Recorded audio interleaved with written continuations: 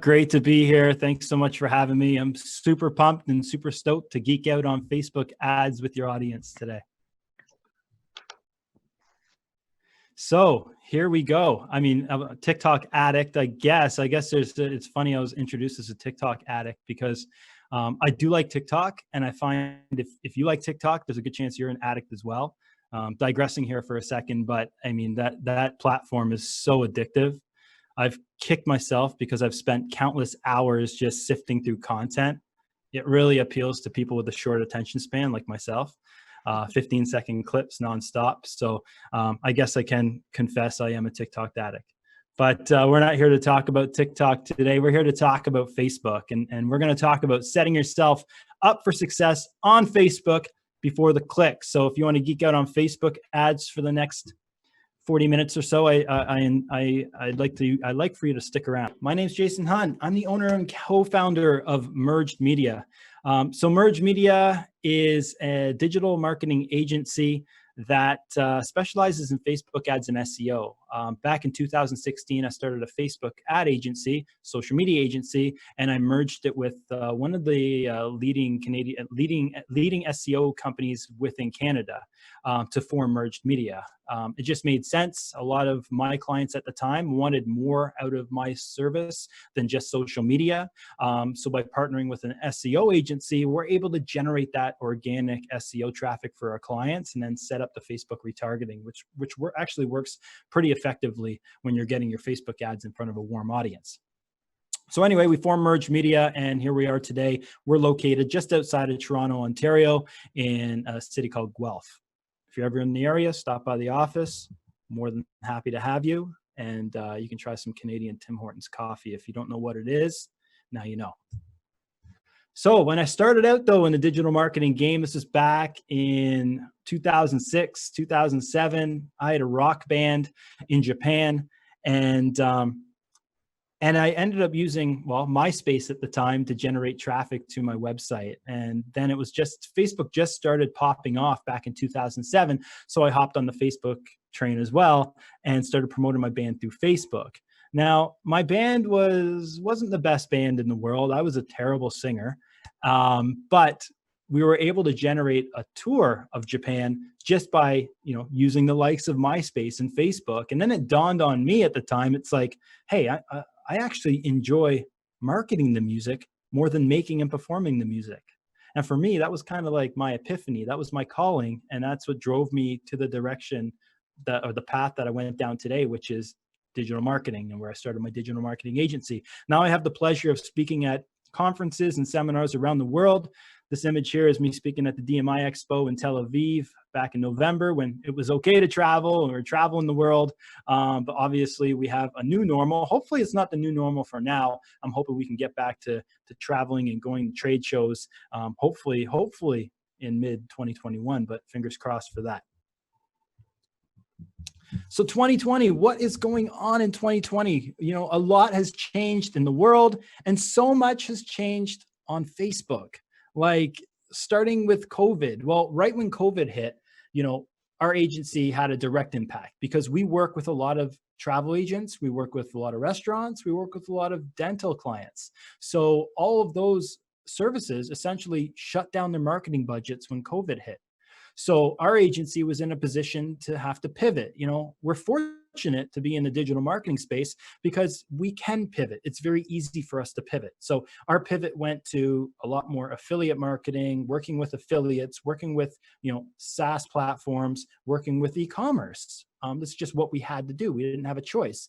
But as things started to progress with Facebook, the whole hate speech stuff started happening, which created quite an interesting dynamic on social media, especially when people are using social media, using the likes of Facebook to get their news, and they're trusting their news feed more than they're trusting sources like CNN or Fox or NBC. So that became very interesting because now Facebook needs to be cognizant of the content that's going out there on their platform in front of users.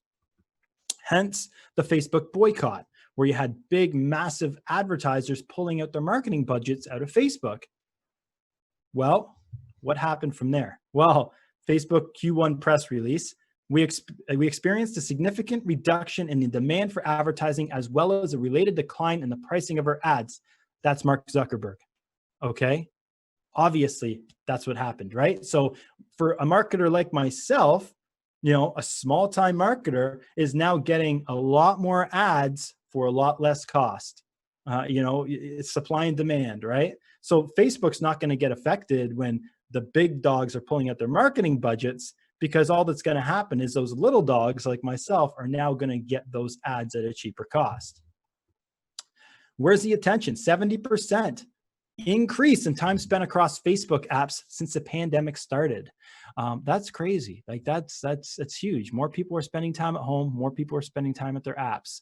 So to me, that sounds like a huge opportunity for marketers, any marketer out there. So when the boycott happened, you had the likes of Verizon, Ford. This is a breakdown of those big time advertisers and the budgets that they pulled out of Facebook, okay? Pulled out of the Facebook auction. So you have like Verizon, Ford. These are all top 50 advertisers right down to Coca-Cola, and so that's crazy to think about, all this money coming out of Facebook, but Mark Zuckerberg doesn't really care. He's not really fazed. His comment was, it's okay, they're going to come back. They will come back. It's not like because Verizon or because Coca-Cola pulls out their budgets that people are going to, stop marketing as a whole. There's always going to be marketers, and the biggest winners from this situation have been those smaller businesses, smaller restaurants, smaller, all these businesses that can now get advertising dollars or advertising or get attention at a much lower cost. So there's a huge opportunity there during the longevity of the pandemic. Now, and as it says here, other major companies like Microsoft, Starbucks, and Pepsi have temporarily pulled their ads from Facebook without officially joining the campaign. So there's a lot of big dogs that are doing this, and a lot of big people are pulling on board, which gives a great opportunity for affiliates like yourself. And now traffic growth or decline due to COVID-19. Obviously, a lot of different businesses were affected differently. So you have the likes of construction, education, and travel were kind of hit pretty hard. Whereas, ones that thrived have been media. People are getting their news now on Facebook. You have healthcare, food, and finance. They're all thriving, and a lot more searches are happening for these categories. But travel has been hit. So now it's a matter of kind of sitting back and thinking, well, how can I pivot? How can I still do travel affiliate, but not necessarily, and still thrive in doing it? And there are opportunities in doing it. Today, we're really going to dive into, how to get lead generation, or you could do purchases as well, or you can do affiliate at a lowest cost, but do it in a way where, you are going to be able to kind of set and forget. You should never set and forget a campaign, but this is the best way to do it. We're going to get into it shortly. So make sure you stick around. So why Facebook? Well, you guys are here listening to me now. You know what this presentation is about. And I'm not the only presentation here at the Travel Payout Summit. You're also going to have, I believe it is Alexa Williams-Meister, going to be talking about using Facebook ads to drive traffic to optimize articles and how to spend $1 a day to increase affiliate revenue. So make sure you tune in for that one as well. But I'm more than happy to kick off our Facebook chat here today. So, why Facebook? It's effective. 83.3% of social ad spending is on Facebook. So a lot of people spending money on Facebook. It's the most powerful platform out there. And the reason for that is because the advertising abilities are unlike any platform out there. Okay. It can produce fast results. If you want to get results today from Facebook, just turn on the knob. Turn on the volume, and you're going to get those results. Okay. You can reach your ideal audience, create those custom audiences and really drill down on finding people that look exactly like your best customers. You can do that on Facebook. For customizable ads, being able to set those certain objectives that you want to hit, you want to reach, you can do that all on Facebook. And there's new features and enhanced user experience. At the end of the day, Facebook cares more about the user experience than anything else. They want users to continue to come back. They want users to continue to come on there, click on ads, purchase things from Facebook, purchase things from Facebook's marketing partners, because at the end of the day, that's how Facebook makes their revenue. If there's no users on the platform, there's no marketers. Facebook has the attention. That's what we're getting here. Facebook is getting the attention. So they're always trying to enhance the user experience. I know there's a lot of people grumbling out there right now being like, man, I hate the new Facebook. I hate the new Facebook. Hey, I hate the new Facebook, right? But we all have to adapt and get used to it. And the reason why Facebook makes those changes is to create a better user experience across the board. Okay. And if you even go and if you're somebody out there that cares a lot about, your privacy and you're giving too much information to Facebook, you can customize that. You can turn off third-party cookies. You can turn off the pixel data that Facebook has on you. You can shut all that off if you really care that much about it. And I think, in my opinion, Facebook has really taken a proactive approach to privacy since all of the Cambridge Analytica stuff went down. In lieu of, I don't know who's seen The Social Dilemma out there, but in lieu of all that stuff, it's understandable, right? Behavior manipulation may happen out there on Facebook, right? It does happen out there on Facebook. But at the end of the day, Facebook's just trying to create a better user experience for you and putting ads in front of you that you may care about. I actually enjoy the ads that I see in my feed because I've trained the algorithm that I like things or like programs that are going to make me a better marketer. So Facebook continues to serve me advertisements from other digital marketers, and I'm okay with that. All right, here we go. We're going to break into it now. Let me check the time. How are we doing here? Okay, quarter after. Hey, you. Yeah, you. Get ready for launch. Here we go. 10 steps to launching a campaign that could be set and forget. Number one, you're going to want to research your avatars. Okay, this is so important. You really need to understand who that target audience is that you're trying to get your message in front of. The closer you can marry that message to the person that's seeing it, the better converting ad you're going to get. That's it. That's it. You just need to make sure you're not talking to everybody. Try to talk to just that person that's seeing your ad. Okay, but first, to be able to do that, you need to understand who that person is who you're getting your ad in front of, because that person might not be you, right?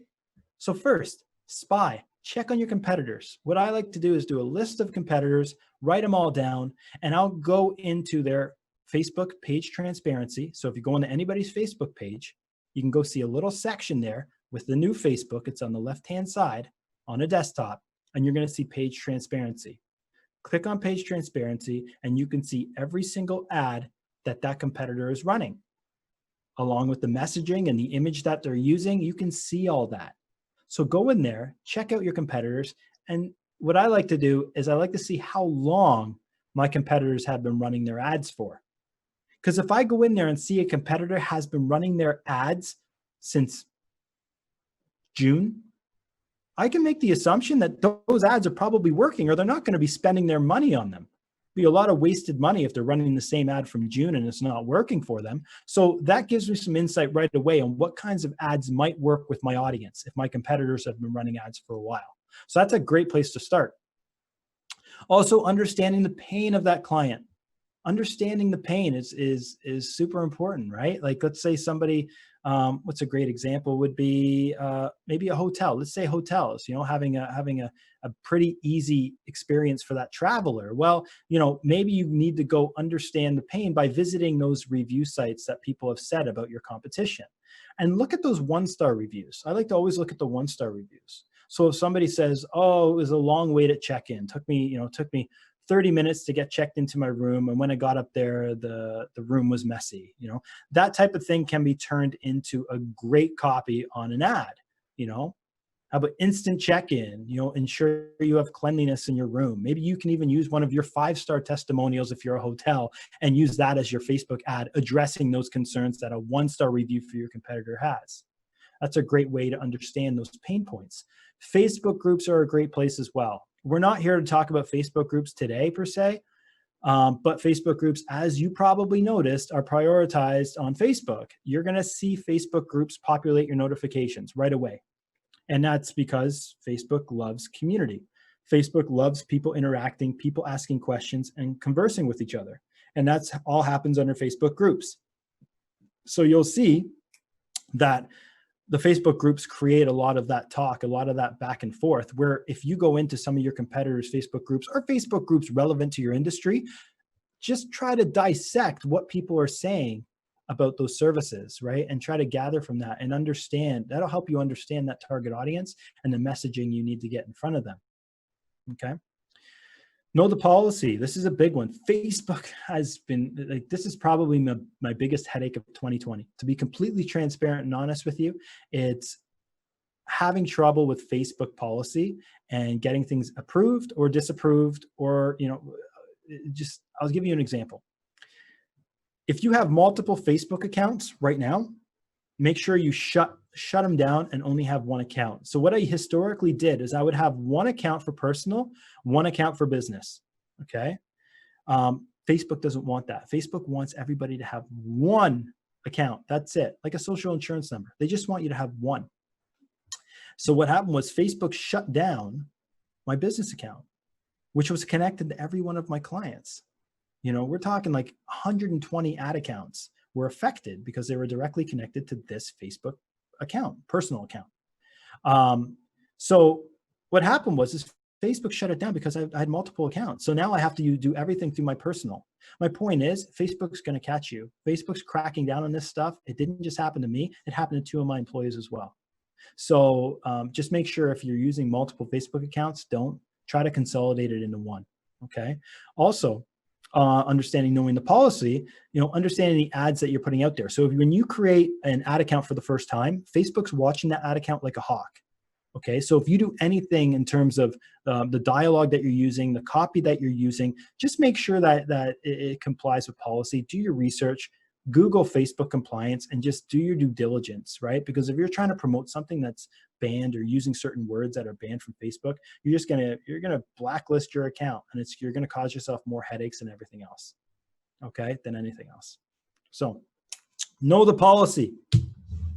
Now, building your audiences. This is so important. I'm sure a lot of you are already doing this, but these are a few of my favorites. Okay. Custom audiences within Facebook, create audiences based off of, your website visitors, your customer list, which is a great one. And not just any customer list. Customer list is great, but go into your customer list and try to segment it from your best customers to your worst customers. Because if you can create a group of your best customers, top 100 customers, let's say, and create a custom audience of those people, now you can go ahead and create a lookalike off of that audience. So you create a lookalike off of that custom and go out there and tell Facebook to find people that look like your 100 best customers. You're going to have a really good lookalike list. Okay. And then the people that are those low-paying customers or low-paying clients or chargeback clients, forget about those people. Make sure they're off of that list. A lot of people just put in their entire customer list. You might not want to do that. Okay. And also video. Video is great as well. You can really use video to warm up an audience. We'll get into that in a second. So creating video engagement, custom audience. So, capturing people that watch 3 seconds of your video. Now that counts as an engagement. So if you create an audience of people that are Facebook page engagers, they're going to fall, people that watch 3 seconds of a video are going to fall into that audience. A lot of people don't know that. My Facebook rep didn't know that. So, knowing that is pretty important, especially if you're running an ad for engagement and putting a video out there. You're probably getting like a 1 cent cost per engagement because all it takes is somebody to watch your video for 3 seconds, which is not a lot of time. So I like to do video views, not off people that watch 3 seconds, but I actually like to get people watching at least 50% of a video. If people watch 50% of a 1 minute video, there's a good chance they're now familiar with your brand or what you have to offer. And they're a little warmer now when you go to serve them that more aggressive sell ad. Okay. And next we have custom audience build website visitors. So a lot of people just target a website visitor, but you can do so much more. You can target people that's the people that, if you have a membership site, for example, target people that are spending the most amount of time on your site, create an audience of the top 25% of people spending time on your site. That's a pretty warm audience. And then go ahead and you can create a lookalike from that audience to ensure that you're only targeting people that look like those people spending the most time on your site. Okay. That's a pretty powerful one, right? Nobody does that. Everybody just does all website visitors, which is great, but really you don't want to retarget or create lookalike audiences off of people that are bouncing off of your site. You want people that are qualified, that are consuming the content on your website, and then create an audience around those people. Okay. Now, number 3, we're talking about copy. One thing you might have noticed is Facebook always changes this, but those first, Facebook used to have like about 5 or 6 lines before you can go and see more. And then there's the image and then the headline. Facebook's reduced that to just 3 lines. So make sure, a lot of people like to put like one sentence and then space and then another sentence. Just combine it all together so you can get as most information as possible in that copy before that little see more click area. Okay. That's a good one. Make sure you pack a punch. Okay. Outline the pain points. Think about, why would somebody want to buy? You know, there's something called the aspirin effect. We like to use at my agency, where it's, you know, what can create the immediate sense of resolution to your client's problem or to your customer's problem. That immediate sense of resolution, if you can tie that up into the first 3 lines of your Facebook ad, it's going to work really well. Okay. And sometimes the way we like to do it is sit there and write down a list of them and test them. We're not going to get too much into dynamic Facebook ads today, but that's a great way to test different types of copy versus images. But we're not going to get into that today. That's for another day and another session. If you have any questions about that, you can reach out to me, okay? But for now, just test those headlines and see which copy does convert best, okay? Test the hooks. It's test those hooks and emojis. Back in the day, we used to test like 20 different ads. You don't need to do that anymore. You know, I like to test probably about 4 or 5 different ads. And we'll get into this on why I do that later on. But there's a reason why you want to test about 4 or 5. Okay. Emojis, non-emojis, that's another one as well. It really depends on the audience that you're targeting. I typically don't like to use emojis so much unless they're like a check mark emoji or a bullet point emoji. I like those if you have a list of pros on why somebody should purchase your service. But for the most part, I like to keep them off of ads. So simplicity is the ultimate sophistication. A lot of times you don't need to get too complex with it. Just keep it simple. Like, these are 3 ads I was running for an affiliate company, or a chat company, sorry. And they were just trying to drive leads. It's a dating company. And you'll see here, sign up today. Here is Jasmine, sign up today. Like, these are very basic copy. They're so basic. It's very easy for a user to consume this information and click that call to action button. In this case here, it's learn more. We've always found learn more typically works better. But it really depends on the offer that you have, right? As you can see here, that cost per lead is pretty cheap, right? And we tested a ton of these, not just 3, tested different colors, we test different images and different models as well to find that winning combination on what works best with an audience. Okay, but the point here is you don't need to, you know, bend over backwards to try to find the perfect copy. Sometimes simplicity works really, really well. Keep things simple. Now, creative that converts. Number 4, make the creative relatable to the avatar. Okay. Like I said at the beginning of this presentation, the closer you can marry up that image and that copy with the person that's seeing it, the better conversion it's going to be. So if you're targeting an audience of let's say a skincare product, and you want to target females between the ages of 50 to 60, there's no reason why you need to have a male in those images. It needs to be relatable to the people that are seeing it, right? Think about, again, it all goes back to that target audience and that avatar, and making sure that that image relates to them. Okay. Test image versus video. A lot of people in 2019 and 18 were like, video's where it's at. Well, actually, we're seeing better results through images. Our agency is getting more leads through images than video. And if you think about it, it makes actual sense. People that see an image, they want the answer to whatever question they're asking in their head. And the quicker resolution to that is through an image, not a video. A video, people are going to watch the video to get that answer that they're looking for. And once they get the answer, they're on to that, they're scrolling past you. But if you want to capture the lead, use an image. I don't know. I'm thinking about this right now on the spot. Like, this is what we tested, and images work better. And that makes perfect sense as to why images would work better, right? So test both. Again, it all depends on the target audience that you're after, okay? And use different creatives for each placement. Again, this is what I was talking about, using 4 to 5 different creatives. You got to make sure you're using a creative that covers Facebook, vertical image, vertical video for the swipe up on Instagram, right? You want to make sure you're capturing people with a square image on Instagram feed, okay? As well as carousel. A lot of people have a tendency to convert on carousel ads. So make sure you don't forget to do at least one carousel within the mix of all the other ads that you're running. This is why it's so important to create an ad for each placement, because all Facebook's trying to do is create the best user experience for that user.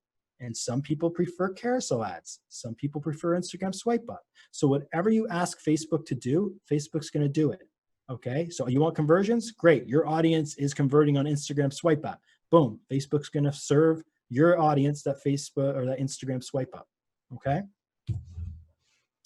Set your bid cap. Okay, here we go. Now we're getting into the nitty gritty. We're going like next level with you here. Okay. Like this is basic and now we're going to take it to the next level. Okay. I got to give credit to a guy named Tim Bird who created the sneak attack method, because essentially this is what's called the sneak attack method in terms of getting those leads. Now he typically uses it for e-commerce and purchases, but I'm doing it for lead generation.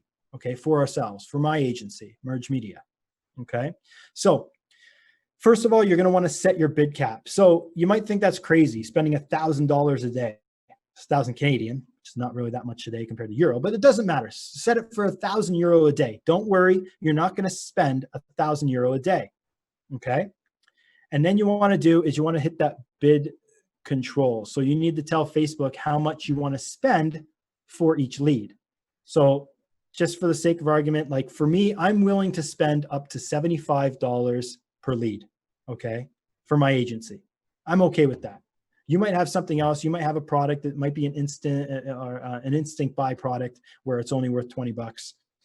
Well, then obviously your cost control is going to be a little lower. But for me, I'm giving you an example. 10 bucks, there's my bid control. So I'm telling Facebook, do not spend more than $10 to get me a lead. Now, I know I'm not going to get any leads for 10 bucks. Okay. So what I need to do, and this is going to take one day, maybe 2, maybe 3 days, but you need to kind of watch that ad, keep refreshing it. Okay. The Facebook auction, I believe resets every 15 minutes or 30 minutes. So the auction's resetting. So you're trying to get yourself into the auction at a place where you can start getting traffic. Okay. So what I'm doing is I'm slowly increasing that by $5 every half an hour. Okay. So I start at $10. I refresh. I see if I'm getting any traffic. Okay. No, I'm not getting any traffic. What that means is my bid's too low and Facebook can't serve my ads to my audience because my bid's too low. So I increase to $15. Once I get up to $15, I refresh half an hour later, check it again, still not getting any traffic. That means my bid's too low. Okay. Wait another half an hour, increase the bid to $20. Okay. And here you are here. I'm increasing my bid on all of my ad sets to $20. Okay. And I just want to stop here for 1 second and have you guys take a look at these ad sets. So I'm targeting people that look like the top 1% of people that look like my website visitors. So Facebook's going out there and scraping all of Facebook and all of the users to find people that look exactly like my website visitors. I'm testing a miscellaneous biz page admins, another lookalike audience. And then there's a couple interest-based audiences of entrepreneurs. And these are people that are good target audiences for us. Social media leads, Facebook ad engagers, and all that stuff. So I'm testing about 6 to 8 different audiences at a time to try to find those audiences that are working best. Now, what I'm doing here is I'm setting a bid cap for each of these ad sets for $20. Okay. So I'm telling Facebook, I don't want to spend any more than $20 per lead. Now I'm watching the impressions. I'm getting my bid cap up. My bid cap's up to about $25 here, and I'm getting some impressions trickling in here. Not a lot. I'm only spending $2.80, but we're starting to see a bit of traffic. So now that's telling me, okay, my bid's getting close. I'm getting to a good spot here. Now I can move on to setting your rules. Okay. Now this is where you go on the Facebook managed rules. And all you want to do here is ensure that you're setting up, you want to make sure that you're setting up your conditions. And as you can see here, cost per result is greater than $75. And this is per ad set. Okay. So what I'm now telling Facebook is go on and spend my money. Okay. But if I have an ad set that spends $75 without generating a lead, kill it. Okay. I'll go over that again. So I'm going to tell Facebook, go out there and spend as much money as you can. But if you hit $75 and not a single lead comes through, shut off that ad set. Okay. Now, so long as the other ad sets are getting leads under $75, hey, I'm happy. I'm happy. Okay. Obviously, you're gonna change this number, this cost per result, depending on what a lead or what a purchase cost it matters to you. Okay. So I'm happy with them spending the money as long as I'm getting leads under 75 bucks. Oh, also it says lifetime impressions there, just to let you know. I'm also telling Facebook, make sure we at least serve our ad to 8,000 people, okay? Or 8,000 impressions, okay? To give it a little bit of reliability. So if Facebook hits 8,000 impressions and I've spent $85, okay, they're gonna shut off the ad set. Run it on all placements, okay? Run it across the board, okay? Run it, like I said, you're gonna run it on Instagram swipe up, Instagram vertical. You're gonna try different types of copy as well. Just mix up everything, because Facebook's gonna do what it can to try to get you those leads using all the assets you give them underneath that bid cap as much as possible. So that's something to keep in mind. Always run it on every single placement, including the carousel ads, okay? This actually worked really, really well. And it was really good insight as well in terms of this ad, because it really gives you insight on what types of creative works with your audience. You know, you can go back to the drawing table after and be like, wow, I did not think that this educational video is really going to resonate with my audience. Because, you know, you could find a certain type of video work really, really well. Like, for example, I did an SEO video, you know, talking about SEO and the benefits of SEO. And this actually ended up being one of our better performing ads. And that kind of told us as a business, it's like, hey, maybe we really do need to invest more in producing results and producing leads for SEO. And so that kind of information and data you're going to gather from, you know, the information on all placements. And lastly, you want to make sure that you follow up. Okay. Leads are like soup, and nobody likes cold soup. So like for our agency, I'm running ads Monday to Friday. We don't have, you know, our sales team is not working on weekends. So if I have a lead come in at 9 a.m. on Saturday morning, that's pretty useless. We can't really do a lot with it until Monday morning. And by the time Monday morning comes around, you really think that user remembers opting into a Facebook ad on Saturday morning? Hell no. So the best thing to do is make sure that when that lead comes in, you get to them as soon as possible, as quickly as possible. So you're still hot. You know, imagine that they click into a Facebook ad, opting in for more information or signing up for your course or whatever it is, and then they immediately get a call. That's going to convert, right? And there's so many ways you can ensure that you are getting that notification right away, because as most of you know, when you run Facebook lead ads, you know, you have to really go into Facebook to get the lead, unless you set up a Zap using Zapier and zap that lead over to your email or over to your CRM or over to a spreadsheet. The way we have it set up right now is when a lead comes in, the lead's going to come in through Facebook. It's immediately going to go onto our sales spreadsheet. And then from the sales spreadsheet, it's going into our Zoho, our CRM. And from there, it's also going over to Slack. So we have we're getting a group notification that a lead just came in. It really helps in ensuring that we get to that lead as quickly as possible, because there's a lot of people out there that says, hey, Jay, I've tried Facebook lead ads. They don't work. They're not good. But really, I'm really interested to know what is your follow-up process with that lead, because that's, you know, a lot of Facebook can lead the horse to water, but it can't make it drink. So you really got to make sure that what that is that you're serving that horse is actually good water. Okay. And keep in mind, a lot of the information people are providing, it's auto-populated by Facebook. So when you do Facebook on lead ads and not send traffic away from Facebook, you're going to get a much lower cost per lead, because people are simply seeing the ad, they're opting in, and then because the information is auto-filled, they're clicking again and submitting that information. So you're getting information really cheap, okay? You're going to always get cheaper leads that way than sending people to a landing page where people have to manually type in their information. Thank you so much, guys, for joining me today. I had a blast talking about, you know, the Facebook auction and this Facebook bid strategy that we've used and effectively used and continually use to generate leads for our business. I really don't have to touch the campaign. It really is, for the most part, set and forget. I'll go in there, look at it maybe every few days and just adjust the knobs here and there. I will shut it off. I'm not going to shut it off entirely on weekends. I'm going to run it at a very minimum spend on weekends and then increase it Monday morning. When, like right before this presentation, I increased it back up.